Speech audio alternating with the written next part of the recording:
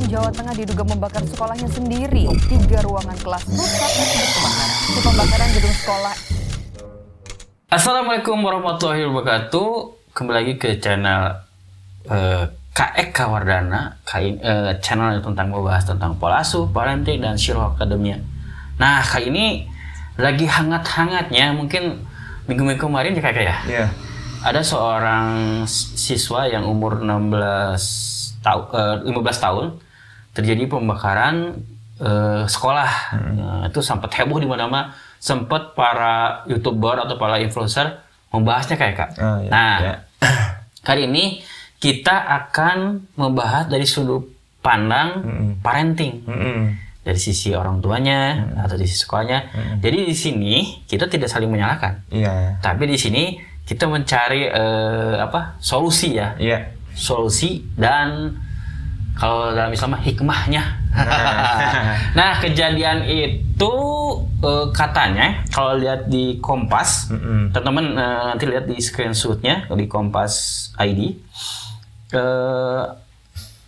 Terjadi pembakaran sekolah dikarenakan kalau umumnya ya pembulian, adanya pengeroyokan, adanya perobekan sebuah karya katanya kalau dari sini.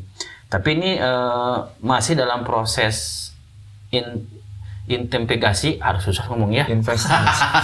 Tapi dalam laporan ini mah diselesaikan dengan cara kekeluargaan. Tapi kita mah akan membahas terjadinya karena sebab apa gitu, penanggulangannya kayak gimana, mengkondisikan kayak mana selaku ayah bunda dan sekolah. Yeah. Mangga kayak dipaparkan. Oke. Ya, dan benar nih, ini kejadian yang memprihatinkan ya. Sampai melakukan, kalau udah dewasa itu bisa disebut tindakan kriminal lah. Iya, kriminal. Properti umum ya. Iya. Apalagi sekolahnya sendiri gitu. Jadi ini bikin heboh. Tapi ternyata si anak juga ada sebabnya melakukan itu karena terjadi bullying. Nah, kita tidak menghakimi siapa yang benar dan siapa yang salah, tapi kita lihat kondisinya jangan sampai ini terulang lagi ya. Terjadi lagi dalam bentuk yang lain lah, entah itu jangan-jangan lebih parah dari sekadar membakar-bakar ya kan gitu. Nah, kalau menurut saya dilihat dari kondisi kenapa ini terjadi ya. Karena ini kejadian di sekolah, kita bisa lihat deh evaluasi sedikit ya tentang kenapa di sekolah itu bisa terjadi kejadian seperti itu. Ayah dan bunda. Pertama nih, kalau menurut saya ya, keadaan di sekolah nih yang memungkinkan kejadian seperti itu adalah guru itu udah overload. Jadi udah overload dengan tugas-tugasnya mengajar sehingga sulit mengawasi adanya bullying di sekolah. Ya, terjadi bullying atau apa ya? Jadi si anak juga bahasa Inggris sama curhat lah kumaha gitu. Jadi guru tuh fokus ke kelas, sementara kejadian di luar kelas dia kurang bisa mengamati, nggak bisa juga misalnya keliling-keliling ngobrol sama anak-anak karena terlalu banyak tugas, terlalu fokusnya pikiran ke kelas, ketemu anak di kelas, di luar kelas cuma hai-hai gitu aja, tapi tidak melakukan pendekatan yang gimana ya. Cuma ini bukan menghakimi, ini memang terjadi hampir di semua sekolah di Indonesia kayak gitu. Ya memang begitu. Iya memang begitu. Iya. Nah itu yang pertama. Yang kedua itu guru dan sekolah belum punya sistem untuk mengatasi bullying. Jadi belum dibikin sistem yang gimana caranya supaya bullying ini tidak terjadi, minimal ditekan lah gitu. Jadi mengalir begitu saja deh. Jadi kayak nggak ada kesadaran bahwa bullying itu harus diantisipasi. Enggak, udah terjadi baru dilakukan tindakan. Itu kan berarti tidak punya sistem penjagaan yang memadai ya. Gitu. Tapi terjadi bullying itu bukan di Indonesia tuh. Bullying sekolah tuh. Bahkan negara yang maju, bahkan negara drakor, drama Korea. Kalau saya lihat saya suka nonton ya. Dia mengambil sisi tentang bullying. Cerita-ceritanya bullying sekolah, anak baru bullying, anak introvert bullying, sampai si anak itu bunuh diri. Itu jadi sebuah tontonan atau film sekelas negara maju juga ya belum ada antisipasinya ya kayaknya. Iya, betul. Bahkan jadi sebuah film. Iya. Nah, gimana tuh? Ya mungkin kalau di negara maju setidaknya udah ada kesadaran, kan? Udah ada kesadaran bahwa ini fenomena bullyingnya harus dicegah, harus diantisipasi. Jadi mungkin dari segi frekuensi, walaupun ekstrimnya sama-sama aja ya, bahkan ada yang lebih ekstrim, tapi dari segi frekuensi mereka berusaha menekan lah, udah berusaha. Sementara di Indonesia ini saya takutnya belum banyak keangkat, tapi sebetulnya banyak terjadi juga, walaupun ada perbedaan budaya lah latar belakang. Iya pasti. Kalau di sana kan memang tidak diajarkan semacam adab ya dari kecil ya, dan budaya terhadap pergaulan sama orang tua dan sebagainya. Guru ya. Jadi kadang-kadang emang sadis gitu ya, kejadiannya sadis. Bukan cuma bully, bahkan di Amerika tuh sampai ngebunuh pakai senapan, pakai pistol. Iya, itu pembunuhan yang terbanyak itu adalah bukan hal yang lain, tapi penembakan di sekolah yang random. Ya, gitu. Yang random kemana aja. Itu bentuk ekstrimnya lah. Ekstrimnya. Nah, ada satu lagi nih, kan tadi 2 ya, udah 2. Yang satu lagi yang kenapa di sekolah terjadi fenomena bullying. Karena bullying itu terjadi di tempat-tempat di sekolah yang jarang diawasi atau dilewati atau ada gurunya di situ. Di belakang Misalnya, sekolah. Belakang sekolah, halaman belakang. Tempat Biasa lah itu. kabur. Iya, di balik tembok sekolah dikit ya kan, mojok dikit. Misalnya di toilet anak laki atau anak Di perempuan. kantin yang agak mojok. Nah, kayak gitu. Kemudian kalau ada loker mungkin di ruang loker. Kalau ada jemputan mungkin di jemputan atau di bus sekolah gitu ya. Bahkan juga ada cyberbullying yang benar-benar itu mah sulit dideteksi sama Ya itu mah di sosial media ya. Iya, gitu. Bahkan pakai second account. Jadi 2 akun, satu ini ya gitulah pokoknya. Iya. Nah, bagaimana kan di sekolah tuh ada guru BP ya? BK ya? BK ya? BK. Nah, gimana tips-tipsnya untuk setidaknya bukan merenam ya, mengantisipasi kayak gitu? Satu sisi mungkin si murid tidak bisa mengeluarkan unek-uneknya, terus kemana? Guru tidak tahu karena tidak ada fenomena kayak alir tenang ya, adem-adem padahal bisa meledak. Nah, antisipasinya kayak gimana? Dari sisi psikologi kan biasanya kan setiap sekolah tuh ada seorang psikolog ya. Harusnya ya. Harusnya tapi untuk nggak selalu. Tapi kan kayak contoh di sekolahan saya, karena sekolah saya kan rata-rata duafa yatim ya. Jadi harus yang ngerespon tuh gurunya. Oh iya. Gurunya terjadi ponema gitu. Kayak saya kan sering nanya gimana. Nah, triknya kayak gimana? Gitu. Ya walaupun seorang guru BK atau seorang guru bahkan seorang orang tua. Nah, kalau udah terjadi fenomena kayak gitu di sekolah kan pertanyaannya apa ini tanggung jawab sekolah sepenuhnya? Nah, ternyata tentu saja tidak bisa semuanya dibebankan ke sekolah. Iya, berat. Karena banyak kejadian anak-anak ngebully, bahkan anak-anak jadi gampang dibully, jadi sasaran bully kan ada kriterianya tuh, misalnya yang introvert, yang penampilannya aneh, kutu buku, bahkan yang populer sekalipun bisa menimbulkan rasa iri juga dibully. Nah, terutama anak-anak yang kayak jadi sasaran bully atau jadi pembuli itu biasanya datang juga dari rumah awalnya tuh, bukan di sekolah. Jadi kebawa masalah di rumah, kebawa ke sekolah, akhirnya jadi pembuli. Nah, makanya tidak bisa tanggung jawab ini diserahkan kepada sekolah semuanya. Berat juga. Berat banget. Satu guru menangani misalnya 20 siswa, berat banget. Nah, tapi ada hal-hal yang bisa dilakukan sekolah ini dari sudut pandang sekolah dulu ya kita ya, karena menurut kita yang bisa dilakukan oleh sekolah. Pertama itu tanamkan nilai moral dan agama dari sejak awal ke anak-anak tuh. Jadi begitu mengerti adab. Itu yang jarang dilakukan oleh sekolah ya, lupa. Jadi banyak anak-anak masuk pokoknya nilai kamu harus bagus, tapi mengenai adab, mengenai tata sopan santun dan sebagainya, tata krama itu yang kurang banyak dibahas. Mungkin hanya sekilas lah kalaupun ada.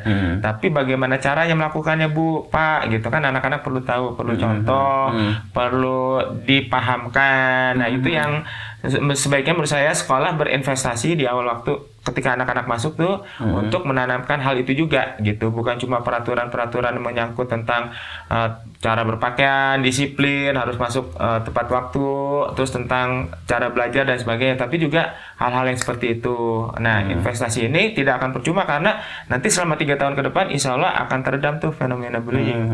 Bayangin kalau misalnya ada anak ngebakar ruang sekolah kan rugi banget itu kan secara fisik. Setidaknya dalam seminggu ada konseling ya. Nah, Konseling atau 2 minggu sekali konseling ngebahas yang terjadi ya. iya gitu. Terus si anak itu diberi keleluasaan untuk curhat gitu ya. Iya. Yang terbeban dari dirinya ya. Itu menurut saya sangat bagus. Saya pengalaman saya, walaupun saya ngajar di sekolah yang cukup Kabupaten Bandung di atas, terus rata-rata duafa dan yatim. Padahal saya pernah mengundang psikolog. Oh iya. Dikumpulin anak-anak, terus ada masalah apa, curhat itu. Itu bisa keluar si anak itu dari permasalahan. Itu mah ide-ide saya sama teman-teman. Karena saya juga bukan pakarnya untuk seorang psikolog ya. Jadi saya ngambil teman yang lagi kuliah S2 di suatu universitas itu itu bisa meredam. Terus misalnya malah awalnya tuh diskusi, tengah malamnya tahajud, terus kembali game. Yang saya lakukan cukup bagus gitu kan, cukup bagus.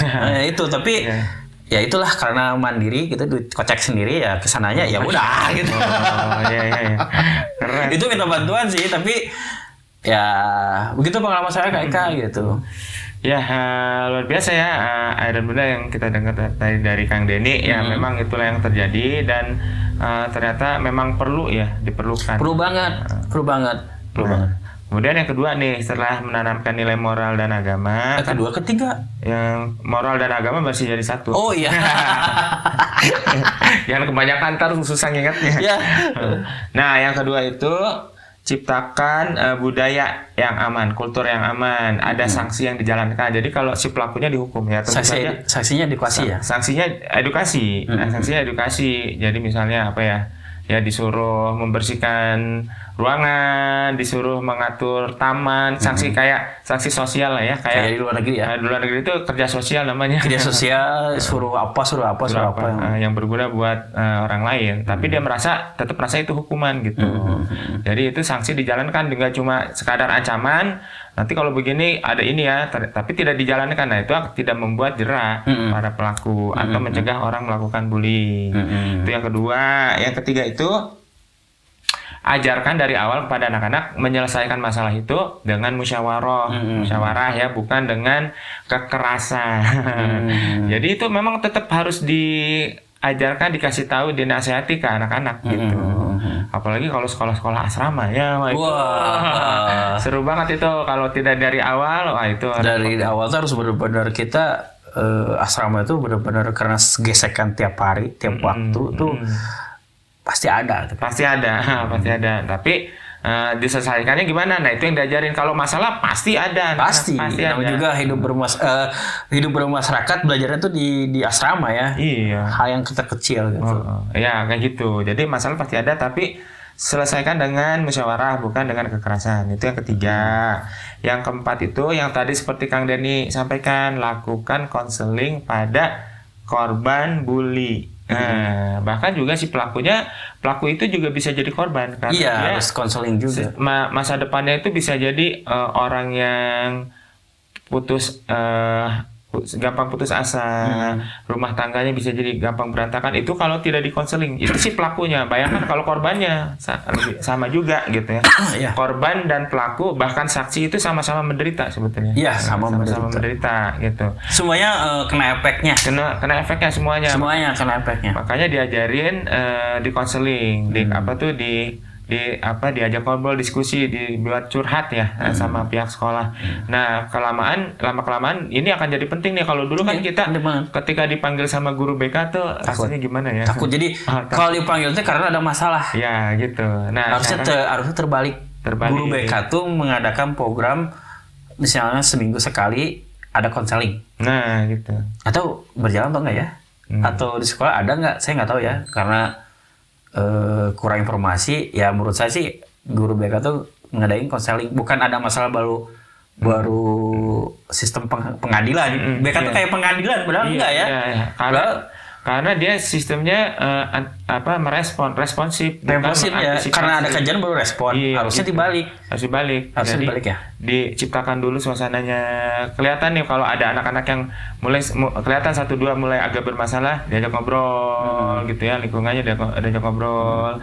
Ya harus proaktif lah dari sekolah. Ada bimbingan, tapi minimal memang kalau ada kejadian itu jangan dibiarin. Nah, itu tetap harus dipanggil, harus di konseling ya, bukan dimarahin, bukan dihukum, bukan diapa. Hukum itu mah belakangan lah. Beda dengan sanksi yang berlaku aja lah. Tapi yang penting ininya, hatinya, perasaannya diobati dulu, di healing lah istilahnya, disesuaikan dengan yang seharusnya kayak gimana. Jadi sebetulnya mengembalikan anak dalam kondisi normal aja sih, anak-anak yang tenang. Kan orang normal gitu ya, yang tenang, yang gampang sesuai dengan aturan kan itu tenang. Itu kan bukan hal yang luar biasa. Ya kalau menurut saya sih butuh pendekatan. Iya. Gitu. Oke, dan yang terakhir, yang kelima adalah ajak kerjasama orang tua. Gitu. Orang tua itu harus diajak. Jadi jangan orang tua juga pikirannya begitu menitipkan anak di sekolah yang udah dia bayar mahal, udah pokoknya terima beres. Nah itu salah juga tuh. Nanti kalau ada apa-apa nggak akan ketemu solusinya, karena orang tua cenderung menyalahkan sekolah. Gitu. Ya karena mindset orang tua tuh kita ngasih ke sekolah ya udah beres semua. Padahal tidak bisa begitu. Jadi orang tua juga harus ada tanggung jawab. Itu dewan kelas dan sebagainya itu berfungsi. Apalagi sekarang kan ada grup-grupnya ya. Grup sekarang sudah mulai bagus. Nah itu kerjasama lah di sekolah. Jadi misalnya sekolah itu ngasih perkembangan apa nih, ada program apa, orang tua harap dukung ya. Jadi seru kan. Dengan begitu orang tua sesibuk-sibuknya ya tolonglah disempatkan untuk baca grup WA yang sekolah, atau kita sering merespon si anak tuh menanyakan keadaan di sekolah ya. Sering ngobrol. Bisa segitu udah banyak ngobrol. ketika pulang ditanyain gimana tadi, ada yang seru nggak? Pokoknya gimana caranya biar si anak tuh terbuka, mengalir ngomongnya, bicaranya. Kalau anaknya misalnya seneng yang seru-seru, tanya ada yang seru nggak? Kalau ada yang serius-serius, gimana tadi ada yang perlu dibahas nggak sama ayah dan sebagainya gitu ya? Atau ada yang mengganggu kamu nggak atau apa gitu. Nah itu akan membuat anak akan terbuka dari sekolah. Dan minimal itu yang dilakukan orang tua terhadap anaknya. Jadi care dulu sama anak sendiri dulu deh. Nah setelah itu baru kita meluaskan care-nya kepada lingkungan sekitarnya, misalnya temennya, sekolahnya dan sebagainya gitu. Karena bahaya banget nih bullying ini kalau nggak ditangani dari sejak awal. Siapapun yang pihaknya jadi pelaku, korban ataupun saksi itu akan mengalami efek jangka panjang. Institusi juga sama. Lingkungan juga sama. Institusi juga. Sama. Semuanya kena semuanya. Iya, dulu ada institusi sekolah tinggi di Indonesia yang ketahuan ada bullying sampai meninggal kan. Wah, itu langsung tercoreng. Wah, itu luar biasa lah efeknya kepada institusi juga. Jadi bullying ini secara personal itu penyembuhannya bisa seumur hidup loh, Kang Denny. Untuk dia pulih dari perasaan ketika dia dibully itu bisa sampai tua. Itu juga belum tentu ada traumatik gitu ya. Iya gitu. Jadi benar-benar harus diperhatikan deh. Benar tadi yang Kang Denny bilang dari awal, cari sekolah yang kira-kira paling aman lah. Kalau memungkinkan ya. Kalau kecuali kalau tempatnya jauh banget, terjangkau atau terlalu mahal gitu ya. Kalau ada pilihan nih. Nanti ada tema memilih sekolah. Nah, nanti. Oke, apalagi kayak yang dari sementara itu dulu. Jadi penema tadi itu kita ambil hikmahnya, kita ambil solusinya, antisipasinya ya kayak sebagai orang tua atau sekolah. Ini hanya pendapat kami sharing kepada ayah bunda gitu. Jadi tidak cuek-cuek ya. Jadi ada responnya gimana sekolah, lingkungan gimana, ajak ngobrol aja. Jadi kita ketahuan bagaimana si perkembangan anak tersebut ya. Nah, yang spesial biasa. Jangan lupa like, komen, dan subscribe channel KEK Wardana. Ya. Jangan lupa tema-tema yang hot untuk kita bahas berdua ya, podcast berdua. Segitu dulu bersama Kak Denny sama Kak Eka. Assalamualaikum warahmatullahi wabarakatuh.